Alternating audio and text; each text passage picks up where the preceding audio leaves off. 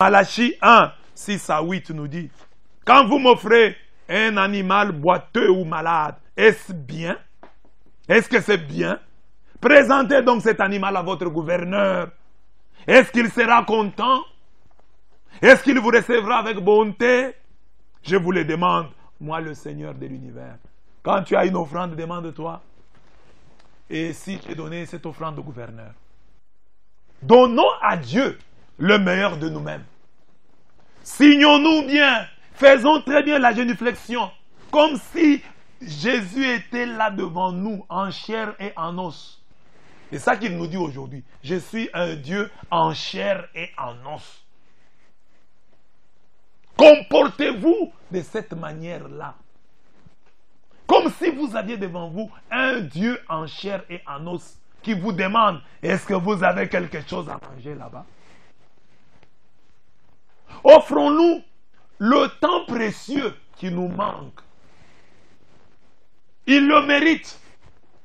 C'est lui qui a vaincu la mort. Et dans sa victoire se trouve cachée la nôtre. Offrons-nous, donnons-lui le meilleur de notre temps. Parce que dans notre programme, nous avons le temps pour le boulot, le temps pour le métro, le temps pour le dodo. Mais nous n'avons pas le temps pour la prière. Nous prions quand il nous reste un peu de temps. Quand après avoir travaillé, après avoir été dans les transports, et après avoir dormi, et puis après avoir regardé la télévision, après avoir discuté politique des heures et des heures, après avoir été sur Facebook, sur WhatsApp, et enfin, les miettes de temps qui restent, nous les consacrons maintenant à la prière. Nous faisons une prière à la diable, une prière à la va-vite, une prière de mauvaise qualité, une prière de pacotille, sans chant, sans génuflexion, assis sur le lit. Nous expédions Dieu, nous nous débarrassons de lui, nous lui offrons le bousier. La farine, le foufou à base de farine de manioc, accompagné du bousier, qui ne se mange pas les tija en halal, et qui cocotoufi.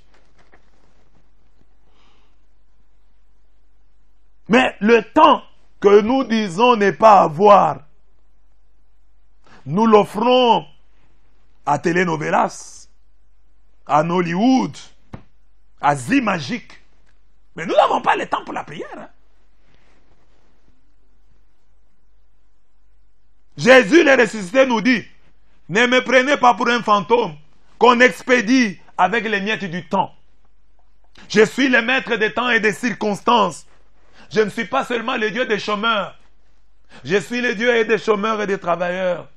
Offrez-moi le meilleur de votre temps. Vos occupations ne peuvent pas me chasser de vos cœurs. Jésus, le ressuscité, n'est pas un fantôme, il est le vivant. Offrons-lui, après lui avoir offert notre temps, offrons-lui aussi notre argent. Il nous arrive souvent d'organiser des fêtes. Dieu t'a béni, tu as eu un mariage. Regarde ce que tu dépenses pour ton mariage. Pour les hommes qui parfois viennent à la fête là pour te critiquer. Et parmi eux, il y a l'ex de ton mari est là. L'ex de ta femme est là. Invité en catimini. Il est là en train de te critiquer. Ah, ce mari ne convient pas, cette femme, c'est moi qui devais être là. Cette femme ne convient pas, ce mari, c'est moi qui devais être là. Il y a des ennemis qui sont là, les sorciers. Ils mangent, ils boivent. Ils ont la part du lion. Mais Dieu qui t'a donné le mariage, quelle offrande tu as faite le jour de ton mariage? Tu termines les études, tu invites les gens. Ils boivent, ils mangent. Mais Dieu a combien? Parce que c'est un fantôme, tu dis non, Dieu lui c'est un fantôme, on peut lui donner juste les miettes. On peut lui donner les symboliques. Mais ces gens sont vivants et ils doivent manger. Et ils doivent boire. Dieu te donne un enfant le jour où ta femme sort avec de la maternité. Tu offres la bière aux gens. Et Dieu a combien? Lui qui t'a donné l'enfant. Bien-aimé, c'est une grande interpellation aujourd'hui. Jésus-Christ est ressuscité. Dit à ses apôtres, je ne suis pas un esprit, je ne suis pas un fantôme. Venez me toucher. Je suis là en chair et en os. comportez-vous à mon égard comme vous, plus que vous ne vous comportez devant les hommes en chair et en os que vous rencontrez. Et puis il leur demande une part du poisson. Et il lui donne le poisson grillé. Il pouvait aussi lui donner un poisson frais, non grillé. Mais il donne déjà un poisson grillé à Jésus. Et il le mange pour leur prouver qu'il n'est pas un fantôme. Jésus a besoin de ton poisson. Mais souvent tu lui présentes le poison de ta mauvaise offrande. Jésus nous interpelle ce jour. Donnons-lui le meilleur de nous-mêmes.